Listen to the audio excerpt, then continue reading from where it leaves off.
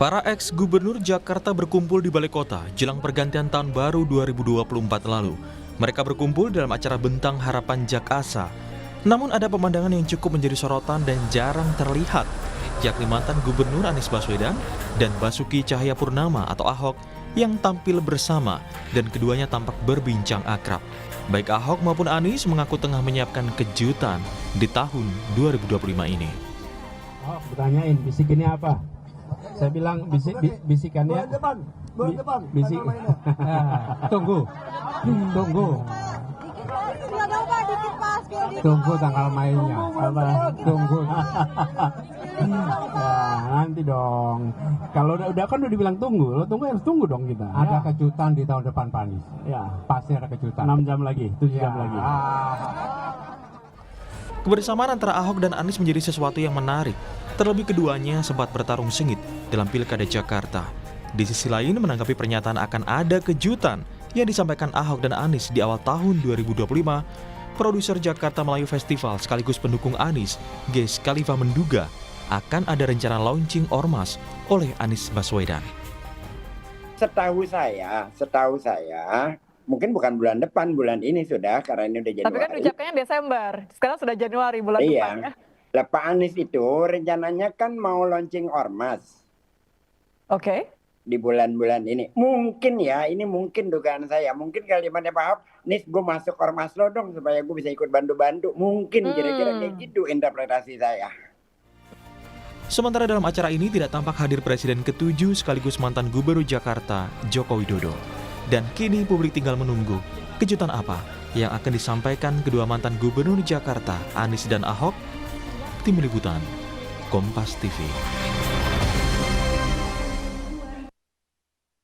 Pertemuan antara ex-gubernur Jakarta Anies Baswedan dan Ahok jadi pemandangan langka, apalagi keduanya kita tahu sempat bersaing ketat di Pilkada Jakarta. Dan yang cukup menarik, pernyataan baik Anies dan juga Ahok yang sama-sama mengaku akan ada kejutan di tahun 2025 ini. Apa sebenarnya kejutannya? Apakah ini berkaitan dengan percaturan politik? Pagi ini kita akan bahas dengan sejumlah narasumber, diantaranya sudah hadir di studio, ada juru bicara dari Anies Baswedan, sudah ada Pak Sahrin Hamid. Selamat pagi Pak Sahrin. Pagi. Kabar baik ya Pak Sahrin? Alhamdulillah baik. Baru di 2 hari tahun 2025 ya? Ya, baru 2 hari. Oke, kemudian ada melalui sambungan daring juru bicara PDI Perjuangan, ada Mas Ciko Hakim. Selamat pagi Mas Ciko. Pagi Disti, pagi Bung Sahrin. Iya, pagi, bagaimana Bung sudah Ciko. selesai ya liburannya ya? Kayaknya masih nih. Kemudian juga nanti akan bergabung, kemudian ada pengamat politik dari Tres Politika, ada Mas Agung Baskoro, tapi nanti akan bergabung kemudian.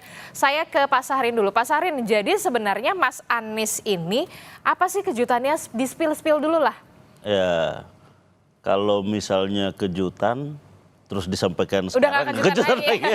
Paling nggak clue-cluenya, apakah benar memang seperti yang dikatakan oleh Pak Ges Khalifa ini mengatakan memang akan ada pembentukan ormas dan segala macamnya, atau bagaimana? Atau kan mungkin Mas Anies atau Pak Ahok akan membentuk semacam kayak liga begitu yang kemudian isinya mantan-mantan gubernur Jakarta, kan kita nggak tahu. Ya. Jadi yang pertama bahwa kita lihat kemarin berkumpul seluruh para mantan-mantan gubernur Jakarta. Yang kedua adalah kita lihat juga kemarin bahwa bagaimana mengelola perbedaan secara terbuka.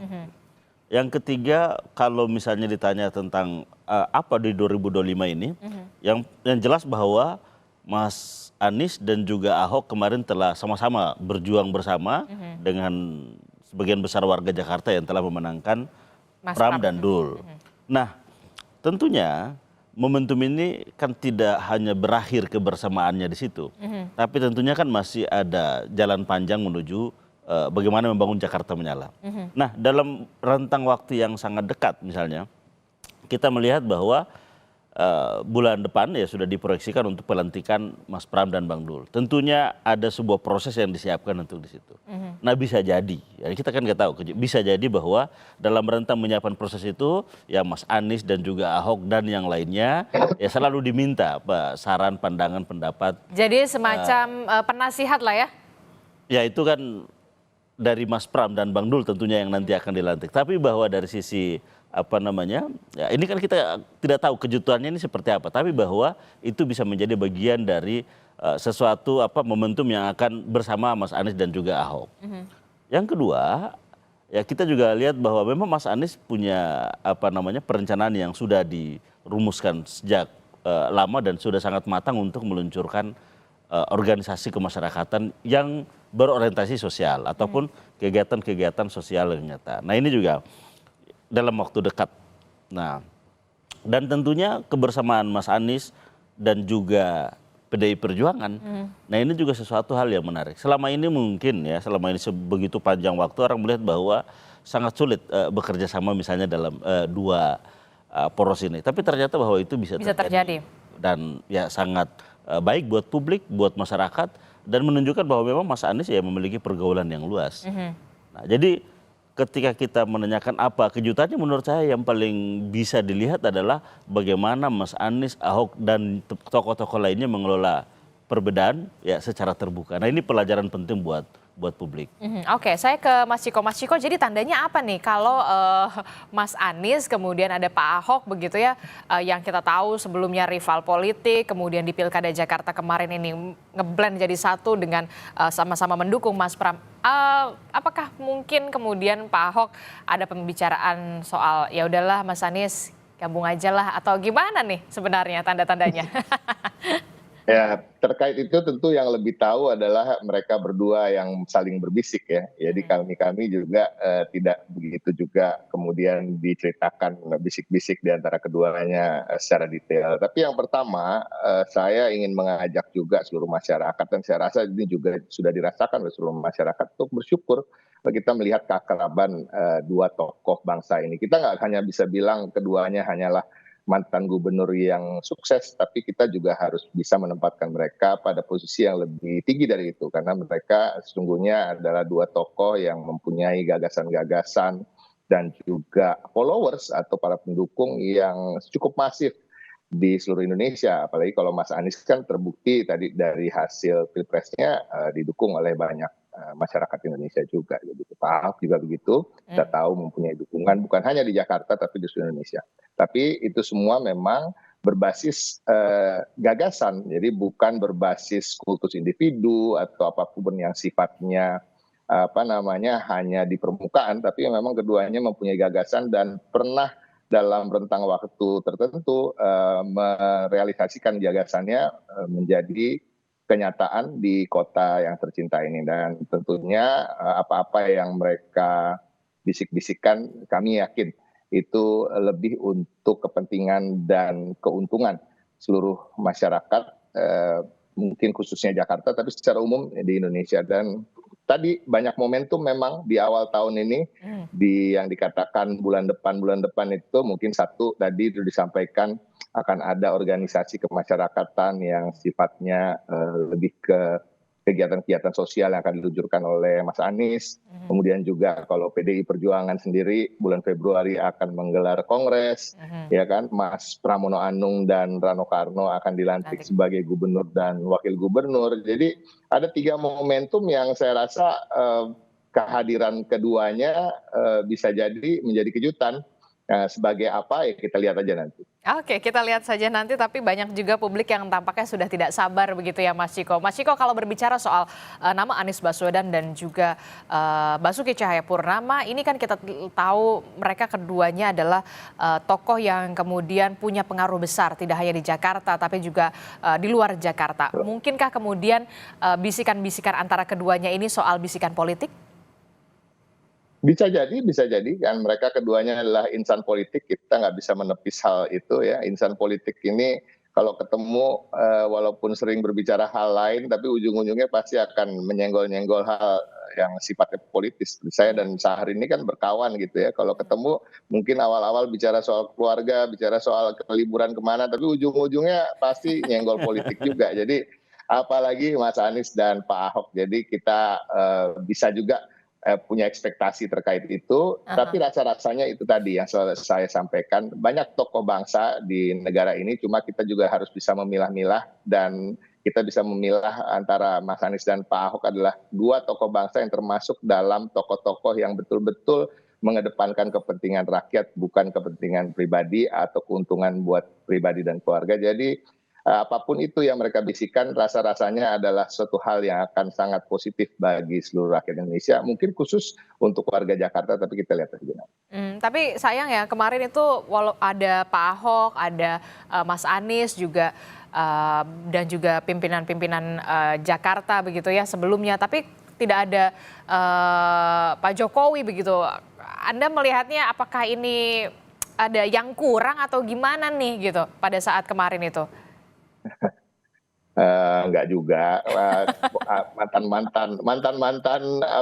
kontestan pilgub juga diundang, Bang Ridwan Kamil juga nggak datang. Ya kita berusaha berpikir positif aja. Mungkin memang ada kesibukan lain yang dirasa lebih penting bagi masing-masing tokoh tersebut daripada berkumpul dengan mantan-mantan gubernur menyambut 500 tahun kota kita yang kita cintai. Oke, tapi kalau dari Pak Ahok sendiri, ketika nanti mungkin jadi tim penasihat lah istilahnya, kalau tim penasihat dari Mas Pram dan juga Bang Dul begitu ya, sudah siapkah dengan tangan terbuka bersama dengan Mas Anies begitu ketika nanti mungkin semacam ya kalau misalkan ada TGUPP lagi gitu misalkan begitu loh Mas Ciko? Gini, terkait dengan itu, saya rasa formalitas diangkat sebagai penasehat atau tidak itu tidak akan mengubah bahwa kedua tokoh tersebut pastinya akan selalu memberi masukan dan pasti akan selalu diajak untuk berdiskusi oleh Mas Pram maupun Bang Rano Karno untuk membicarakan kota Jakarta. Jadi sebenarnya kalau jadi penasehat secara formal atau tidak terlalu penting. Yang paling penting adalah keduanya akan terus aktif untuk kemudian membantu Mas Pram dan Bang Dul beserta juga mantan-mantan gubernur lain karena Jakarta ini memang butuh untuk dibangun bersama tanpa meninggalkan siapapun, baik mantan gubernur atau seluruh stakeholder lainnya seperti ormas, partai politik dan masyarakat. Dan kami yakin karena kedekatan di antara tokoh-tokoh tersebut, Mas Pram, Bang Dul, Ahok dan Pak Anies itu sangat dekat dan hubungannya begitu panjang relasi historinya. Jadi tidak akan ada sekat gitu. Jadi nggak terlalu penting rasanya ya Bung Syahrin ya, apakah jadi penasehat formal atau tidak. Yang pasti kami yakin mereka akan saling berbicara, saling berdiskusi dan bagaimana untuk menyelesaikan permasalahan warga Jakarta bersama. Iya, intinya apa yang dilakukan atau apa yang sudah terlihat antara keakraban antara Mas Anies dan juga Pak Ahok ini menjadi angin segar lah ya bagi Jakarta dan juga warga Jakarta tentu saja supaya kita juga bisa. Paling tidak ini ada relaksasi politik lah menghadapi sebelumnya momentum pilpres, pilkada, pileg dan dengan bercengkerannya kedua tokoh ini kan paling tidak ada relaksasi lah ya, liburan politik deh secara psikologis. Liburan politik ya karena kita ya mau tidak mau atau suka atau tidak suka kita benar-benar fatigue lah pada saat pilpres dan juga pilkada memang waktunya berdekatan dengan adanya momen-momen keakraban semacam ini ya bisa semacam tadi Anda katakan bisa menjadi liburan politik lah dalam tanda kutip begitu ya. Saya juga melalui sambungan daring ada Direktur Eksekutif Trias Politika Strategis ada Mas Agung Baskoro. Selamat pagi Mas Agung, terima kasih sudah bersedia bergabung di Sapa Indonesia Pagi Mas Agung. Ya, sama-sama Mbak Adi. Iya Mas Agung, ini kalau tadi kita membahas soal bagaimana momen keakraban antara Mas Anies dan juga Pak Ahok pada saat pertemuan menjelang malam pergantian tahun, ini ada juga Pak Jarod Saiful Hidayat juga di sana, kemudian tapi minus Pak Jokowi sayangnya tidak ada di sana. Apa yang bisa Anda analisa dari pertemuan tersebut termasuk juga bisik-bisik politik yang terjadi tertangkap kamera antara Mas Anies dan juga Pak Ahok, Mas Agung? Ya, pertama saya lihat setelah Jakarta menyala, saya lihat kalau Pak Anies Pak Ahok bareng bisa Indonesia menyala nih Bang Ciko ya. Dan negeri sedap juga nih yang lain melihat kan. Jadi maksudnya ya selama ini kan Pak Ahok Pak Anies intim, hangat ya. Dengan kemudian diimplementasikan secara langsung memang apa ya, keduanya punya chemistry untuk bersama, walaupun memang kita tahu sebelumnya punya story dan history yang berlawanan ya, seperti itu. Tapi ya dalam politik lagi dan lagi tidak ada yang abadi, dan kalau misalkan mereka kini punya semacam apa ya, common sense dan common enemy atas nama kekuasaan di seberang sana, saya kira itu menjadi logis dan masuk akal. Tidak ada lagi yang istilahnya berkebalikan, berlawanan, apalagi sudah diuji ketika Pilkada Jakarta kemarin. Dan dalam beberapa hal ya, isu-isu strategis, Pak Anies, Pak Ahok cukup aktif merespon ya, soal PPN 12%, Pilkada tidak langsung. Kemudian ada beberapa hal yang saya kira itu hal yang positif, konstruktif bagi, saya nggak ngomongin Jakarta lagi Mbak Adis, tapi Oh, ngomong lebih luas lagi ya yang tadi Anda sebutkan ya, Indonesia menyala.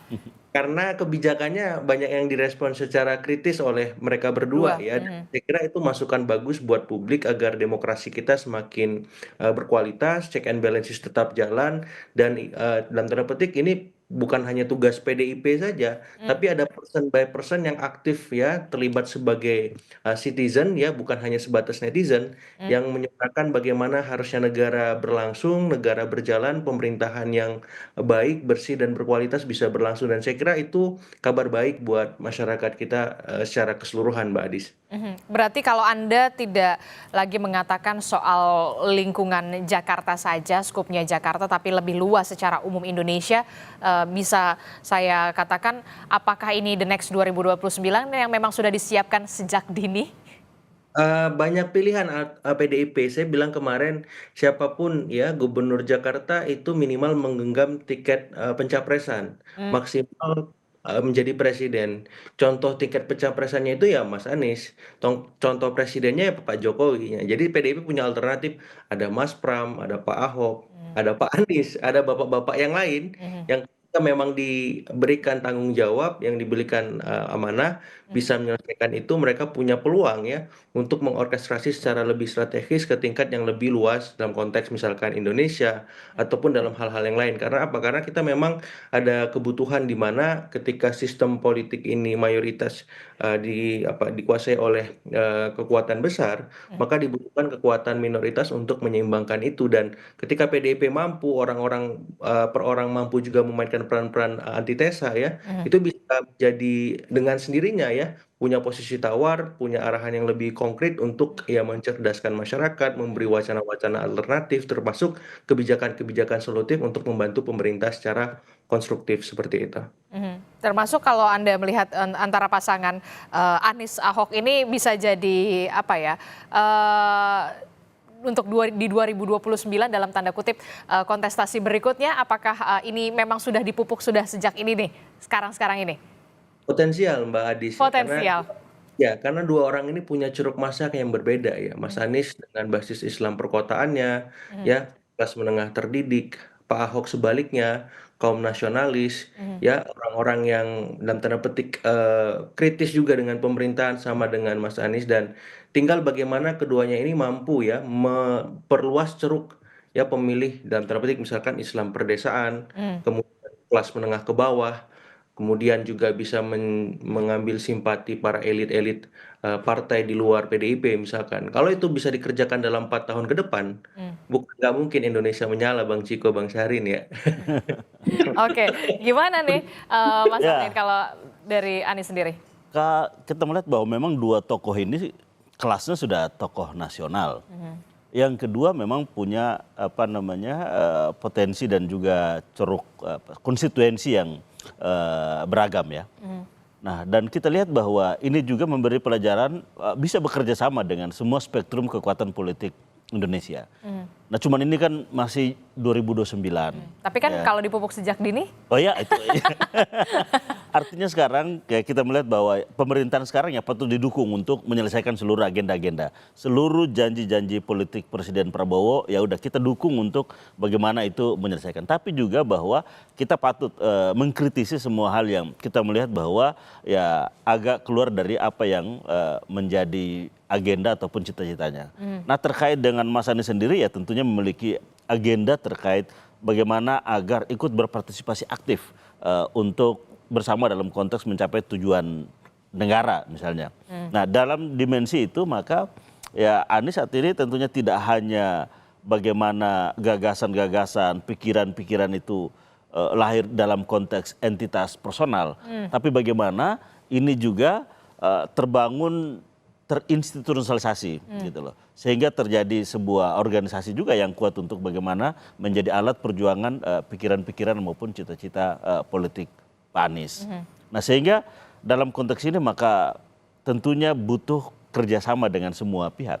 Tidak hanya satu spektrum, tapi tentunya semua spektrum politik nasional kita. Oke, jadi kalau kita lihat juga kan Mas Anies ini tidak terafiliasi partai politik manapun. Betul. Kemudian nanti rencananya kalau memang jadi begitu ya akan membuat ormas Oh, itu begitu. jadi. Kalau ormas udah pasti jadi. Oh, udah pasti jadi Udah tuh. pasti jadi. Itu untuk eksistensi dalam hal politik dan Kegiatan sosial. Oh, kegiatan sosial Kegiatan gitu ya. sosial. Kalau misalkan dikatakan sebagai eksistensi juga di dunia politik supaya tetap bisa dikenal untuk bisa 2029, jawaban Ya Anda? tentunya yang satu ada kegiatan sosial, tapi bahwa pendukung Mas Anies ini kan relatif banyak tapi masih terpisah-pisah. Terpisah, Nah, ini akan diorganize juga secara bagus dan ya kita lihat aja momentumnya ke depan juga akan melakukan sesuatu sehingga Mas Anies yang tadinya menjadi entitas personal, dia akan menjadi sebuah entitas yang terorganisir dengan baik.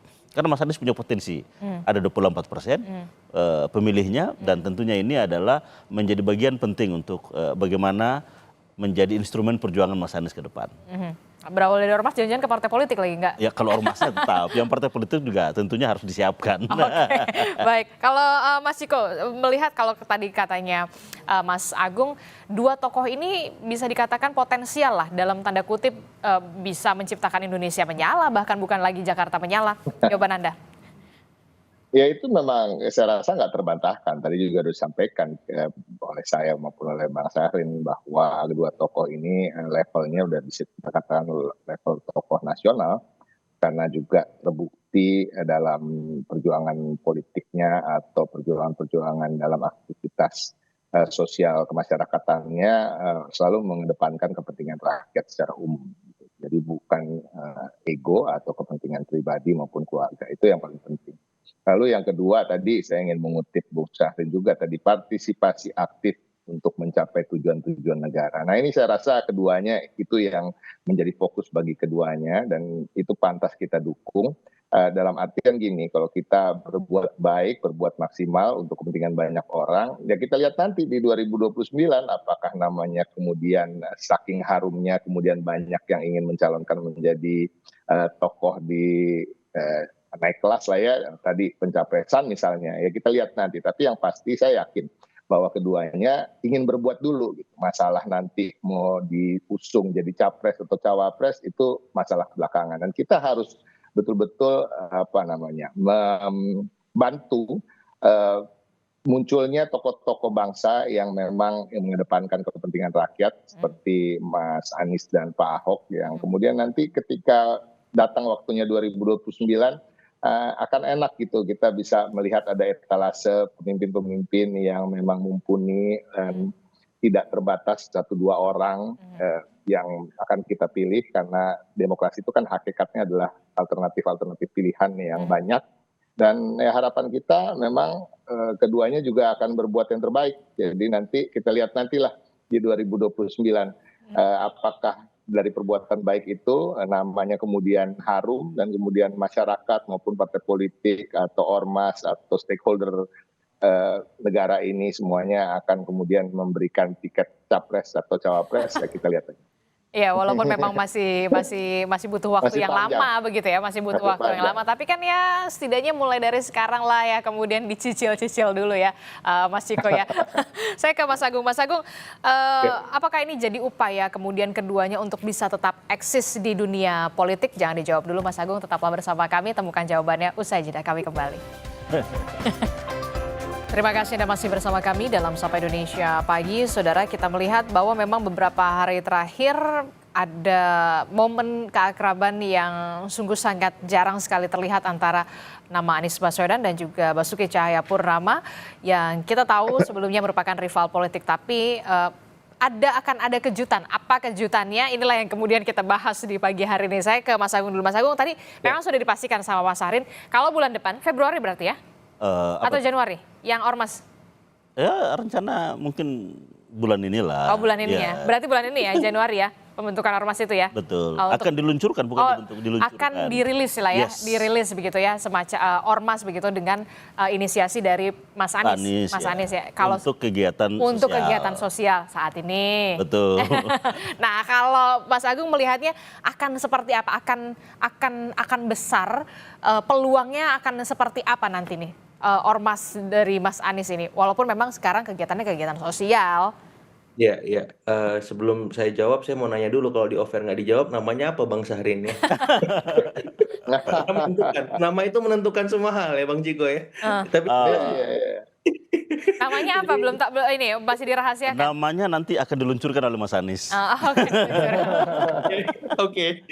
Yang jelas saya kayak dejavu Mbak Adis ya, karena dulu waktu Nasdem berdiri itu kan deklaratornya salah satunya Mas Anies sebagai ormas ya. Nah kalau ini sebagai ormas lagi bisa jadi next step-nya adalah partai. Tapi kan ini semacam testing the water, bagaimana respon publik ataupun pemilihnya Mas Anies di Pilpres kemarin melihat deklarasi ke depan ya di bulan ini bahkan kata Bang Syahrin. Jadi ketika ormasnya bagus malah besar setara dengan ormas-ormas yang besar lainnya, maka kenapa nggak sekalian menjadi partai? Kenapa? Karena kalau kita bicara threshold katakanlah minimal 4% pakai basis yang sebelumnya, maka ini sudah lolos kalau basis Pilpres kemarin 24% ya. Karena biar bagaimanapun partai kita itu sedikit banyak digerakkan oleh figur ya ketimbang partai ID-nya. Jadi figur ID itu masih dominan, dan kalau partai ini punya figur semacam Pak Anies atau bapak-bapak yang lain yang punya pemikiran, ide yang memang bisa menjadi alternatif bagi publik melihat kekuasaan hari ini, itu saya kira bagus banget gitu. Dan kita harus mendorong ya, tadi Bang Ciko bilang biar menjadi pilihan prasmanan demokrasi, partainya, figurnya maupun hal-hal ormasnya dan seterusnya. Karena semakin banyak alternatif, demokrasi kita semakin sehat, dan inilah esensi yang sebenarnya dari demokrasi itu sendiri, seperti itu. Oke, kita harus disuguhkan tokoh-tokoh yang kemudian punya ide dan juga gagasan begitu ya, supaya demokrasi ini tetap hidup begitu, termasuk juga posisi penyeimbang begitu ya Mas Agung ya? Betul, betul. Karena kalau semuanya berkata iya atau sekedar tolak, publik nggak punya pilihan-pilihan yang lebih mencerahkan gitu. Padahal mereka di tengah banyak himpitan ekonomi, sosial dan yang lain butuh ya pikiran-pikiran segar melihat segala sesuatu dengan jernih. Dan orang-orang seperti Mas Anies, Pak Ahok ya maupun figur lain itu punya sumbangsi mencerahkan pikiran-pikiran mereka. Dengan mereka punya pengalaman panjang ya seputar kepemimpinan. Ya, dalam sederhananya kalau Pak Anies biasanya suka ngerem-ngerem, Pak Ahok ini kan suka ngegas-ngegas ya. Jadi kalau misalkan publik melihat dengan kacamata yang jernih, wah ini kalau kebijakan ini harus direm, ini harus digas, tokoh ini gabung, bagus nih perpaduannya ya. Satu agak kalem, satu meledak-ledak. Nah, karena memang itu dibutuhkan. Satu solidarity maker, satu yang sangat administratif, detail, teknis ya, taktis. Ini kan luar biasa ya gaya kepemimpinannya melihat segala sesuatu. Jadi saya mengapresiasi Pak Anies, Pak Ahok ataupun yang lain lah muncul untuk mewarnai ya pikiran-pikiran demokrasi kita, pikiran-pikiran masyarakat kita supaya apa? Supaya pemerintah juga aware bahwa mereka nggak sendirian mengelola negeri ini seperti itu. Menarik tadi seperti yang tadi Mas Agung katakan, itu kayaknya tampaknya dejavu ya. Nasdem dulu awalnya juga di salah satu penginisiasinya adalah Mas Anies. Ya, betul. Terbuka peluang nanti akan mengarah ke partai politik ya? Karena memang potensial sekali kalau memang betul ini akan terlaksana. Ya, sebagai ormas, sebuah wadah. Kan selama ini kan yang menjadi kebutuhan para pendukung Anies adalah wadah, wadah bersama. Wadah bersama yang bisa merangkul semuanya. Dan ya itu sudah disiapkan. Sudah disiapkan dan untuk diluncurkan. Tapi memang wadah ini dipersiapkan untuk berorientasi kegiatan-kegiatan sosial yang konkret ya. Awalnya. Kegiatan-kegiatan sosial. Tidak. Ini memang sudah diorientasikan ke sana. Tapi bahwa nanti instrumen politiknya ya tentunya akan disiapkan juga. Tapi bahwa tidak ormas ini memang akan diorientasikan karena gini, wadah yang harus dibentuk kan harus merangkul semua. Baik itu yang sudah berpartai, yang belum berpartai, baik itu masyarakat sipil, maupun yang ASN kan semua bisa berkumpul di situ. Baru kemudian instrumen selanjutnya itu adalah kegiatan sosial. Oke. Tapi bahwa ada instrumen politik dari pendukung Anies, ya itu akan ada nantinya. Akan ada nantinya. Karena kita tahu bahwa ya Anies kan tidak mesti berjuang sendiri. harus ada perkumpulan yang menjadi kekuatan tersendiri untuk agenda-agenda politik Mas Anies. Berarti memang Anda mengatakan terbuka peluang juga soal instrumen politik itu? Ya, bahwa ormas ini akan menjadi ormas yang bergerak di bidang kegiatan sosial, dan Mas Anies adalah tentunya sebagai pendirinya, tokohnya, dan instrumen politik yang lain ya tentunya akan disiapkan secara terpisah. Terpisah berarti akan mengarah ke partai politik ya? Ya, Ya, tinggal menunggu waktu. Tinggal menunggu waktu saja. Masih malu-malu ini tampaknya Mas Arief. Mas Ciko, gimana nih Mas Ciko kalau memang betul nanti ketika ormas ini sudah terlaksana begitu ya wadahnya, kemudian ada instrumen politik nanti kita nggak tahu ke depannya seperti apa begitu ya, tinggal menunggu waktu saja. Nah, PDI Perjuangan tampaknya akan menjadi punya kawan nih. Sampai sekarang pun sebenarnya udah berkawan, jadi kita nggak jauh-jauh ya kan. Artinya apa? Artinya kita sepakat bahwa banyak hal yang perlu diperbaiki terkait dengan kalau kita bicara soal demokrasi, kalau bicara soal bagaimana kita ingin mengangkat harkat martabat Cilik di negeri ini. Nah, ini yang kita lihat dari kedua tokoh itu, Mas Anies maupun Pak Ahok itu kan sebenarnya walaupun kelihatan berbeda tapi bukan berbeda-beda amat gitu, karena keduanya ketika menjabat yang diutamakan tentu ya wong cilik, masyarakat kelas bawah gitu. Bagaimana untuk kalau Pak Ahok banyak sekali memperhatikan lansia, kita tahu membagikan kursi roda secara gratis, hal-hal yang terkait dengan meningkatkan kesejahteraan, perumahan yang layak bagi masyarakat. Begitu juga Mas Anies.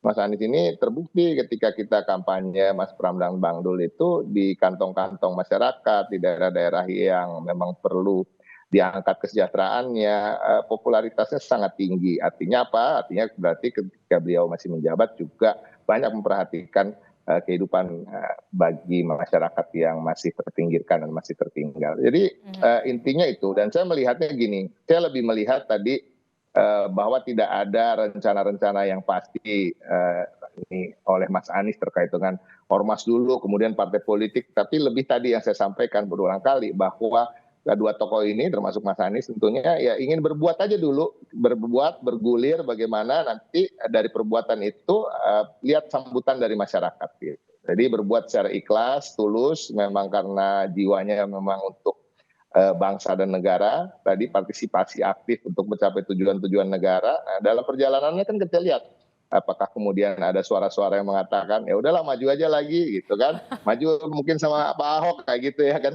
Tapi kalau bagi PDI Perjuangan ya kita lihat nanti, kita harus lihat tadi prasmanan tadi Mas Agung sampaikan ya kan, prasmanannya harus kita lihat dan mudah-mudahan penganan-penganan yang ada dalam prasmanan itu berkualitas semua, sehingga akan memudahkan bagi partai politik termasuk partai politik PDI Perjuangan untuk bisa memilih mana yang terbaik dari yang terbaik untuk kemudian di 2029 kita usung dan kita menangkan untuk menjadi presiden dan wakil presiden. Tapi perjalanan itu masih panjang. Nah, sambil menunggu 2029 tentunya PDI Perjuangan senang untuk bisa bekerja sama dengan tokoh manapun yang mempunyai visi dan misi yang sejalan dengan visi dan misi kami. Oke, kalau Mas Agung sendiri melihatnya gimana? Kalau memang tadi terbuka juga peluang begitu ya, kemungkinan ada instrumen-instrumen politik di belakangnya Mas Anies begitu ya, ketika memang semua unsur elemen masyarakat ini bergabung dalam ormas yang diinisiasi oleh nama Anies Baswedan, tidak menutup kemungkinan juga ada instrumen politik nanti akan kemudian dibentuk begitu ya. Nah, ini perlu jadi peringatan juga nggak, alert juga nggak buat partai politik nih. Ternyata wah tidak terbendung lagi nih masanya Anies nih gitu kan, anak abah gitu kan ibaratnya, Mas Agung. Iya, anak abah sama Ahokers ini gerakannya eksponensial secara politik Mbak Adis ya. Jadi apa ya, Mas Aniesnya kalem, Pak Ahok yang gas, mereka lebih lagi gitu ya. Jadi kalau saya lihat di sosial media itu komentar anak abah dan Ahokers itu kan lumayan apa ya, hegemonik ya. Apalagi mereka secara pendidikan lumayan terdidik ya. Jadi ketika bergerak pun saya kira juga bisa terstruktur, sistematis dan masif ala negara karena orang terdidik gitu. Nah, jadi ya kalau misalkan Mas Anies Pak Ahok punya ya kanalisasi kemudian apa ya, semacam wadah-wadah yang pas untuk orang-orang ataupun kelompok-kelompok anak abah dan Ahokers ini, saya kira itu bagus banget gitu karena mereka akhirnya punya punya apa ya, semacam sarana yang pas untuk menyuarakan ataupun mengakomodasi ya, mengagregasi kepentingan mereka, aspirasi mereka supaya lebih konstruktif lagi. Kan setelah mereka berkumpul akhirnya mereka melihat sistem politik kita, oh kalau mau menuntut yang merubah peraturan ke Mahkamah Konstitusi atau ke Mahkamah Agung atau kemana sarana-sarananya ke DPR. Nah ini kan akhirnya publik melihat secara keseluruhan. Kalau mereka mampu mengoptimalkan sarana-sarana tadi untuk mengagregasi, menyuarakan aspirasi publik secara masif, Hmm. itu bagus. Karena kelemahan kita kan di sana. Misalkan ada masalah pembalakan liar di mana ya ormas ini turun tangan, Ahokers melihat, anak Abah melihat ada soal tambang yang ilegal bermasalah, Hmm. atau ada soal misalkan ya isu pilkada tak langsung atau semuanya digarap ya sama Ahokers anak Abah ini, publik kan akan melihat, wow, ini benar-benar beda ini barang kan, Hmm. bisa menyala betul Indonesia kalau semua elemen Ahokers dan anak Abah turun aktif, terlibat mengadvokasi, Hmm. dan bukan hanya teman-teman yang selama ini melakukan itu kayak Walhi, ICW dan seterusnya, tapi ormas ini benar-benar mendampingi masyarakat, menguatkan apa ya, entitas-entitas elemen demokrasi kita yang selama ini memang kurang maksimal ya. Dan ketika mereka mampu mengisi ruang-ruang itu, saya kira itu luar biasa pasti. Mhm. Kalau dari partai politik ketar-ketir nggak sih kalau menurut Mas Agung nih? Ya, yang ketar-ketir nanti PKS, PKB, Nasdem dan yang lain ya, utamanya PKS, PKB, Nasdem yang kemarin dalam tanda petik ya bertepuk sebelah tangan dengan Mas Anies di Pilkada Jakarta seperti itu. Nah hari ini ketika Mas Anies yang bergerak mau nggak mau akan melihat wah ini masa kita bisa terserap di ormasnya Anies atau partainya Anies kalau mereka nggak banyak berubah, nggak banyak apa ya dalam tanda petik melakukan banyak inovasi-inovasi politik lah. Misalkan PKS, PKB, dan Nasdem itu, karena kan mereka yang kemarin paling ekstrim menyuarakan soal perubahan ya. Dan ketika Mas Anies ataupun Pak Ahok ya dengan PDIP-nya mampu menjadi alternatif ya, bukan hanya antitesis tapi sintesis karena mampu menghasilkan banyak solusi-solusi bagi polemik dan kompleksitas masalah di negeri kita, itu bisa membuat partai-partai mau nggak mau harus melirik, gua masih di koalisi atau keluar aja ya. Oh gimana nih ya? Nah itu nanti akan dilihat tahun ketiga, tahun keempat politik kita Mbak Adis. Ah. Kalau mereka ada di koalisi yang kurang produktif, pasti dengan sendirinya akan keluar dan melakukan kritisme-kritisme kepada pemerintah. Dan saya kira ini bagus buat demokrasi kita lagi dan lagi ya. Ketika mereka melihat, wah kalau di koalisi ceruk pemilih gua habis nih, bisa-bisa gua nggak lolos parliamentary threshold kan. Kalau misalkan anak Abah, Ahokers, Anies, Ahok, dan bapak-bapak yang lain aktif banget ya, bersuara kritis, bahkan mampu memberikan solusi. Nah saya berharap kekuatan-kekuatan alternatif politik di luar pemerintah selain mengkritis, kalau bisa menghadirkan solusi-solusi yang taktis. Dan publik masyarakat kita kan semakin tercerdaskan. Oh ternyata di luar ada arahan kenaikan PPN untuk apa namanya barang-barang mewah, ada cara lain nih. Ya ada bagaimana mengambil misalkan merampas aset para koruptor itu misalkan. Itu kan anak Abah ataupun Ahoker bisa membuat itu sistematis, caranya gimana?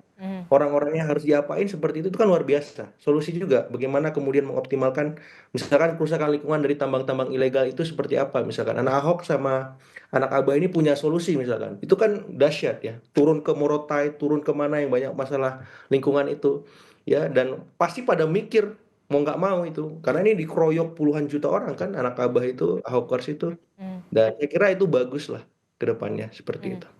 Terakhir Mas Sahrin, untuk ormas yang akan diinisiasi sebentar lagi begitu ya dirilis ke publik begitu soal ormasnya Mas Anies ini. Kegiatan apa pertama yang kemudian akan dilakukan? Yang pertama ya tentunya merilis itu. Yang kedua adalah ada kegiatan sosial yang sudah dirancang untuk itu. Contoh misalnya ya. Tapi nanti tidak kejutan lagi ya, tapi nggak apa-apa lah. Yang apa-apa lah di-spill dikit lah kan udah bentar lagi mau dirilis. Jadi gini, misalnya, aduh saya mestinya ini kapasitasnya Mas Anies nanti mungkin yang akan meluncurkan itu. ada dead air sepersekian second Ya. gitu. Aduh ntar takutnya. Jadi ya udah intinya adalah itu kegiatan sosial yang konkret. Apa itu? Ini secara umum. Clue-nya yang pertama bahwa kegiatan itu pastinya dibutuhkan oleh banyak orang. Yang kedua adalah itu dikerjakan juga oleh banyak orang. Kontribusi banyak orang menjadikan kegiatan sosial itu terwujud. Yang ketiga adalah ada awalnya dan ada akhirnya. Artinya kegiatan itu tidak sesuatu yang terus-menerus karena itu adalah kewajiban negara. Ya. Misalnya mengentaskan kemiskinan, itu kan kewajiban negara. Nah, itu kan tidak ada habis-habisnya. Artinya bahwa kita meminimalisir. Nah, kegiatan sosial nanti yang akan dilakukan oleh Mas Anies dan ormasnya itu adalah kegiatan yang ada awalnya dan juga ada akhirnya. Tapi untuk contoh kegiatannya belum. Nah, yang terakhir mungkin adalah negara barangkali tidak bisa masuk misalnya gitu. Tidak bisa dalam artian. Kok nggak bisa masuk? Bukan tidak bisa masuk. Kan ada kendala-kendala administratif misalnya. Oke. Contoh, ada satu jalanan. Jalanan ini adalah misalnya ini kewajiban APBN tidak bisa mengcover karena terlalu kecil. Misalnya ya satu kabupaten tidak juga bisa mengcover karena ini terdiri dari 2 kabupaten. Nah, itu kan contoh-contoh yang memang harusnya bisa. Cuman secara administratif mungkin relatif ribet. Nah, ini barangkali. Dan ormas ini hadir di situ. Ormas ini barangkali bisa menjadi jembatan untuk itu. Oke, tapi kalau untuk lebih detailnya. Lebih detailnya tentunya Mas Anies yang punya otoritas untuk menyampaikan itu kepada publik. Yang jelas bahwa para pendukung Anies gitu, insya Allah kita akan punya wadah bersama. Wadah bersama ini nantinya akan bisa menjadi instrumen untuk melaksanakan setiap atau segala sesuatu yang kira-kira di lingkungan terdekat kita, lingkungan terkecil kita. Dan inilah sebagai bukti kebersamaan kita yang akan kita bina terus. Oke, baik. Walaupun memang secara general begitu penjelasannya dan tidak terpancing juga ternyata Mas Ciko dan juga Mas Agung begitu ya. Tapi ya sudah, kita hargai itu, nanti kita tunggu bagaimana nanti ormas dari Mas Anies ini akan bekerja secara sosial, termasuk juga di belakangnya nanti mungkin ada instrumen-instrumen politik. Itu nanti kita bicarakan nanti biar dialognya panjang lagi ya dan berkelanjutan. Baik, terima kasih Mas Sahri sudah bergabung bersama kami di studio dan juga Mas Ciko, Mas Agung, terima kasih. Selamat pagi, sehat-sehat selalu Bapak-bapak. Selamat tahun baru. Assalamualaikum. Waalaikumsalam.